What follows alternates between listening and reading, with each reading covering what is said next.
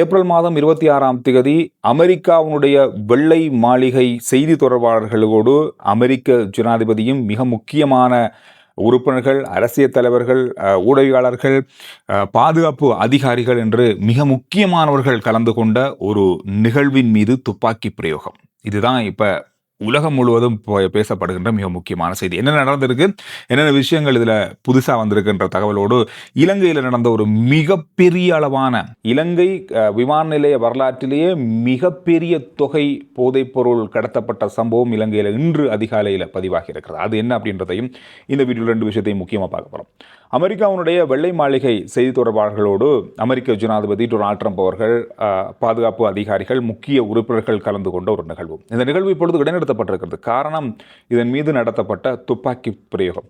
இந்த துப்பாக்கி சூடு சம்பவம் தான் இப்போ எதுக்கு நடத்தப்பட்டது, என்ன காரணத்துக்காக இந்த நபர் துப்பாக்கி பிரயோகம் மேற்கொண்டார் என்ற தொடர்பாக இதுவரையில் எந்த தகவலும் வெளிவரல. ஆனாலும் அவர் கைது செய்யப்பட்டிருக்கார். துப்பாக்கி சூடு நடத்தியவர் கைது செய்யப்பட்டிருக்கார். இந்த நிகழ்வு ஏன் நடத்தப்பட்டதுன்னு சொன்னால், வெள்ளை மாளிகை செய்தி தொடர்பாளர்கள் இருக்காங்க. இவங்க வெள்ளை மாளிகையில் நடைபெறுகின்ற செய்திகளை ஊடகங்களுக்கு கொண்டு போகிற மிக முக்கியமான ஊடகவாளர்கள், அதோடு அமெரிக்காவினுடைய மிக ஊடக நிறுவனங்களுடைய தலைவர்கள், இவங்க எல்லாருமே இந்த நிகழ்வில் கலந்து கொண்டாங்க. இந்த நிகழ்வு அமெரிக்க ஜனாதிபதியினுடைய தலைமையில் நடைபெற்றதாக சொல்கிறாங்க. இந்த நிகழ்வில் பலதரப்பட்ட விஷயங்கள் பேசப்பட இருந்தது. இதில் ஈரான் அமெரிக்காவுக்கு இடையில் நடைபெற்று கொண்டிருக்கின்ற யுத்தம், இப்பொழுது இருக்கின்ற பேச்சுவார்த்தைகள், இதில் இடம்பெற்றிருக்கின்ற முக்கிய முன்னேற்றங்கள், என்ன நடக்கப் போகின்ற அடுத்த கட்ட நடவடிக்கைகள் தொடர்பாக இதிலிருந்து தகவல்கள் வெளிவரலாம்னு சொல்லி எதிர்பார்க்கப்பட்டது. ஆனால் இந்த நிகழ்வு இப்பொழுது நிறுத்தப்பட்டிருக்கிறது. இந்த நிகழ்வானது அமெரிக்காவினுடைய ஹில்டன் ஹோட்டலுடைய வோல் ரூமில் நடைபெற்றது. மிகப்பெரிய பாதுகாப்புக்கு மத்தியில், வழமைக்கு மாறான பாதுகாப்புக்கு மத்தியில் இந்த கூட்டம் நடைபெற ஏற்பாடாகி இந்த கூட்டம் ஆரம்பிக்கப்பட்டுள்ளது. இந்த நிகழ்வு ஆரம்பிக்கப்பட்டுள்ளது. இந்த நிகழ்வில் கலந்து கொள்ள வந்த ஒரு சிலர் உடைய கருத்து சர்வதேச ஊடகங்கள் மூலமாக வெளியாகி இருக்கிறது. அதாவது இந்த கூட்டம் வழமைக்கு மாறாக, இந்த நிகழ்வு வழமைக்கு மாறாக பலத்த பாதுகாப்புக்கு உட்படுத்தப்பட்டிருந்தது. இந்த கூட்டத்துக்குள் சென்ற ஒருவர் சொன்ன கருத்தின்படி பார்த்தால், இந்த கூட்டம் நடைபெறுவதற்கு தான் அந்த கூட்டத்திற்கு போகிறதுக்காக அனுமதி பெற்றிருந்தேன். அதுக்கு போகும்போது ஜனாதிபதி டொனால்ட் ட்ரம்ப் அவர்கள் வரும்போது எப்படியான பாதுகாப்பு வழங்கப்படுமோ அந்த அளவுக்கு பாதுகாப்புகள் இருந்தது, அதிகமான பாதுகாப்புகள் அங்கே இருந்தது. ஆனாலும் ஒரு சில எதிர்ப்பாளர்கள், ஆர்ப்பாட்டக்காரர்களும் ஹில்டன் ஹோட்டலுக்கு வெளிப்புறத்தில் நின்றதை நான் பார்க்கக்கூடியதாக இருந்தது. எனவே அந்த மாதிரி ஒரு நிகழ்வை தாண்டி தான் நான் வாகனத்தில் வரும்போது நீண்ட வாகன நெரிசல் இருந்தால் நான் இடையில் இறங்கி நடந்து போயிருந்தேன். அங்கே போய் அமர்ந்திருந்து இந்த நிகழ்வுகளை அவதானித்துக் கொண்டிருக்கும் போது தான் இந்த சம்பவம் இடம்பெற்றது. இந்த நபர் ஹில்டன் ஹோட்டல்லேயே ஒரு விருந்தாளியாக தங்கியிருந்ததாக இப்போ ஆரம்பகட்ட விசாரணைகள் மூலம் தெரிய வந்திருக்கிறது. இவர் கலிபோர்னியாவை சேர்ந்தவர்.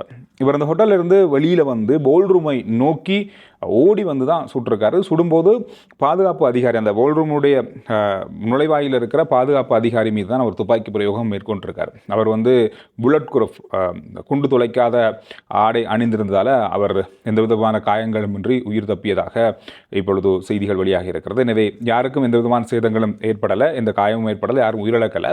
ஆனாலும் இந்த துப்பாக்கி சூடு சம்பவம் நடைபெற்ற தொடர்பாக முழுமையான விவரங்கள் இதுவரைக்கும் வெளிவரல. நபர் கைது செய்யப்பட்டிருக்கார். இவர் கலிபோர்னியாவை சேர்ந்த ஒரு ஆசிரியர் என்ற தகவல் வெளியாகி இருக்கிறது. இவர் 2024ஆம் ஆண்டு கலிபோர்னியாவினுடைய சிறந்த ஆசிரியர், அந்த மாதத்துக்கான சிறந்த ஆசிரியர் என்ற பெருமைக்குரிய ஒரு ஆசிரியராகவும் பாராட்டப்பட்டிருக்கிறார். அந்த மாதிரி ஒரு ஆசிரியர் தான் இந்த துப்பாக்கி பிரயோகத்தை மேற்கொண்டதாக ஆரம்ப கட்டத்தினுடைய விசாரணைகளிலிருந்து தெரிய வந்திருக்கிறது.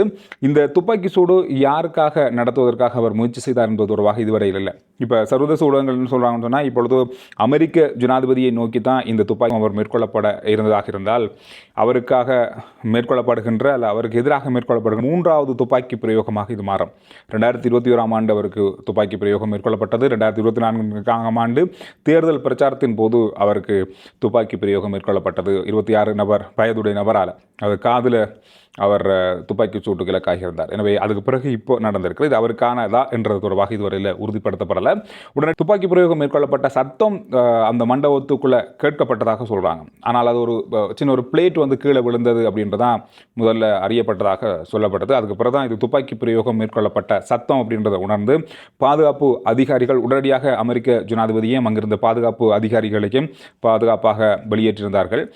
அதில் ஜனாதிபதி டொனால்ட் ட்ரம்ப் அவர்கள் தடுமாறி விழுந்த காட்சிகளும் சில சமூக வலைத்தள பக்கங்களையும் செய்தி ஊடகங்களையும் பார்க்கக்கூடியதாக இருக்குது. எனவே உடனடியாக அவர் வெளியேறி உடனடியாக இது தொடர்பான கருத்துக்களையும் வெளியிட்டிருந்தார். இந்த பிரச்சனை கட்டுப்பாட்டுக்குள் கொண்டு வரப்பட்டிருக்கிறது, நபர் கைது செய்யப்பட்டிருக்கார், இந்த நிகழ்வை நீங்கள் தொடர்ந்து நடத்தலாம் அப்படின்ற மாதிரி அவர் அனுமதி வழங்கியிருந்தாலும் இந்த நிகழ்வு பாதுகாப்பு காரணங்களுக்காக இப்பொழுது இடைநிறுத்தப்பட்டிருப்பதாக வெள்ளை மாளிகை செய்தி பக்கமாக இருந்து வந்த சர்வதேச ஊடகங்கள் மூலமான செய்திகளில் பார்க்க கிடைத்தது. எனவே இந்த சம்பவமானது இப்பொழுது ஒரு பெரிய பரபரப்பை ஏற்படுத்தி தான் ஆரம்ப கட்டத்தினுடைய தகவல்கள், இன்னும் இதில் உள்ள மேலதிகமான தகவல்கள் என்னென்ன இருக்குது அப்படின்றத பார்த்து நாங்கள் அடுத்த வீடியோவில் இது தொடர்பாக பகிர்ந்து கொள்ளலாம்.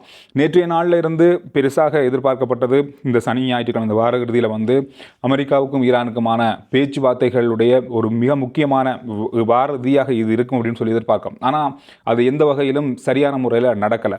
அதாவது ஈரானுடைய பிரதிநிதிகள் பாகிஸ்தானுக்கு வந்தாங்க, பாகிஸ்தானுடைய பிரதிநிதிகளோடு பேசினாங்க. ஆனால் அவங்க அமெரிக்காவுடைய பிரதிநிதிகள் வாரத்துக்கு முதல்லையே இஸ்லாமாபாத்தில் வந்து அவங்க ஈரான் போயிட்டாங்க.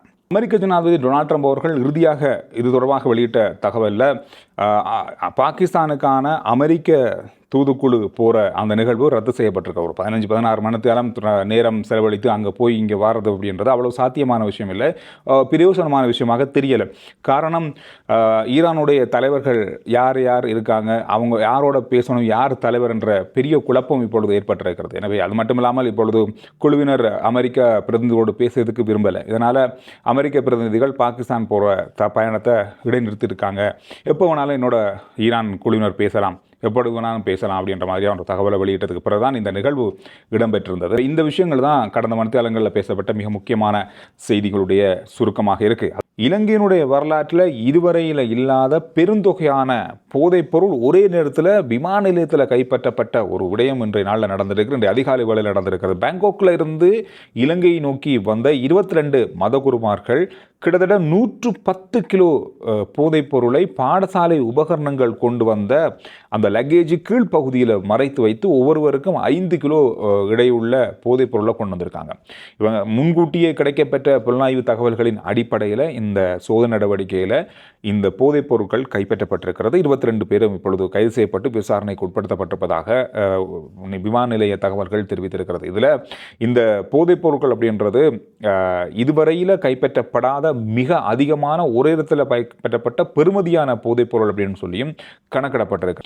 இங்கிருந்து ஸ்பான்சர் மூலமாக சென்ற இவர்கள் பேங்காக்கில் சாதாரணமான உடைகளில், சாதாரணமாக நாம் உடுத்திருக்க உடைகளில் இருந்ததான புகைப்படங்களும் அவர்களுடைய கையடக்க தொலைபேசியிலிருந்து கைப்பற்றப்பட்டுள்ளதாக தகவல்கள் தெரிவிக்கும். கைது செய்யப்பட்ட இவர்கள் ஒவ்வொரு நாட்டின் பல்வேறு பிரதேசங்களில் பல கல்வி நிறுவனங்களில் வெவ்வேறாக கல்வி நடவடிக்கைகளில் கற்றல் நடவடிக்கைகளில் ஈடுபடுகின்ற மாணவர்கள் அப்படின்னு சொல்லியும் அடையாளம் காணப்பட்டிருக்காங்க. எனவே இலங்கை வரலாற்றில் மிக பிரம்மாண்டமான பெரிய அளவாக கைது செய்யப்பட்ட போதைப்பொருள் தொடர்பான கைது நடவடிக்கையும் இன்றைய நாளில் இடம்பெற்றிருக்கு. எனவே இந்த 2 விஷயங்களும் கடந்த மணித்தியாலங்களில் இன்றைய ஞாயிற்றுக்கிழமை 26ஆம் தேதி முழுவதுமாக ஊடகங்கள் முழுவதும் பேசுகின்ற செய்தியாக மாறியிருக்கிறது. இதனுடைய மேலதிகமான செய்திகளோட நான் அடுத்த வீடியோவில் உங்களை சந்திக்கிறேன். ஆர்ஜி சந்துரு ரிப்போர்ட் வாட்ஸ்அப் சேனலுடைய லிங்க் முதல் கமெண்ட்ஸில் டிஸ்கிரிப்ஷனில் இருக்குது, ஃபாலோ பண்ணி வைங்க. சுருக்கமான விரைவான செய்திகளை நீங்கள் வாட்ஸ்அப் மூலமாக உடனுக்குடன் அறிந்து கொள்ளலாம்.